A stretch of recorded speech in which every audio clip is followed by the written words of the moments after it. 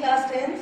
Today on 6th, first of all, I would like to welcome you again in this new mode of online classes, that is, we are going to start from today. We are starting with the revision of your chapter Control and Coordination, because I think before vacation we have left the chapter in the middle. So we are going to start it again. In this chapter we are going to discuss about the control of what? Various life activities or various vital processes which are taking place in your body, like digestion, respiration and lots of other processes. Then the second term is coordination, which means a stepwise ongoing of the process.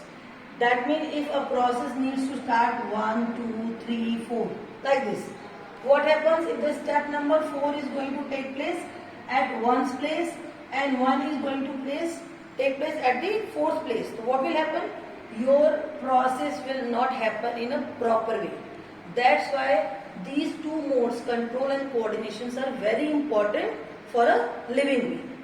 So for control and coordination, our body is having lots of parts, lots of specific organs. There are basically two types of control and coordination. The first one is the neural control and the next one is the chemical control.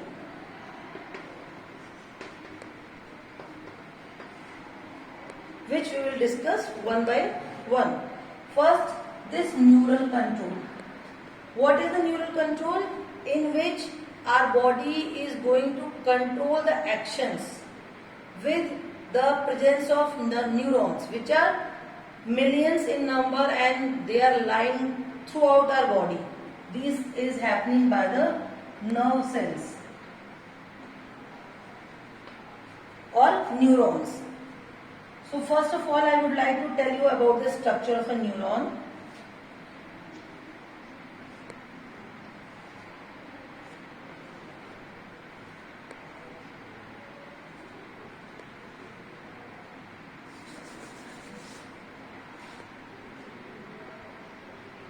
It's a rough structure which I am going to make it here so that you can understand what is neuron.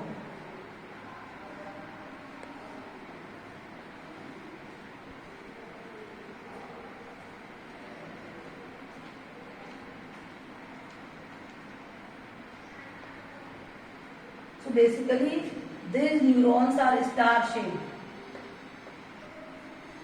This is the body of this neuron and this is known as cell body or cytome.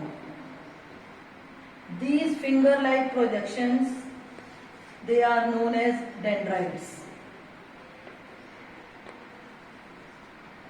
This is nucleus. This is axon.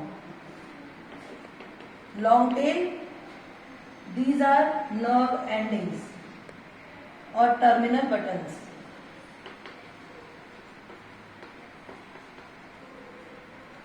This is myelin sheaths, which are present on some neurons but absent on the some neuron.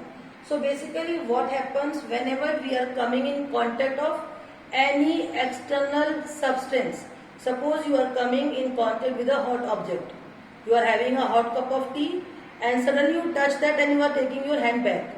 So what happens? The nerve cells which are present on your fingertips or in your palm, that is going to take the stimuli. Stimuli means external environment response. So these external stimuli are received by the dendrites. So basically this is the structure. So this is going to take the message from the external environment. That means these are your dendrites which have taken the message from the hot cup of tea. And then the message is coming to the cell body and going to downwards. If you are taking your hand as this, so this is the structure. So these messages are taken up by the dendrites and then this is the cell body and then it is going down to the axons. Then the message is going to pass from one neuron to the another neuron and then it is reaches to your brain. Then brain tells you what you have to do and accordingly you are activating or you are behaving. So this is the basic thing, that these are the receptors and your brain is the main organ which is giving you the instructions, that if you are touching a hot pad or hot cup of tea, your brain will tell you that please remove your hand, and then you are going to remove your hand. So that removal of hand is also the external response which you have done. So by this method you are doing the processes. But in this only we are not reacting against the external stimuli, we are also reacting according to our internal stimuli. When you are feeling hungry, thirsty, so that feels are also your internal stimuli, and you are behaving on that basis. For today we are stopping here, and then we will start with the next topic from tomorrow. Thank you.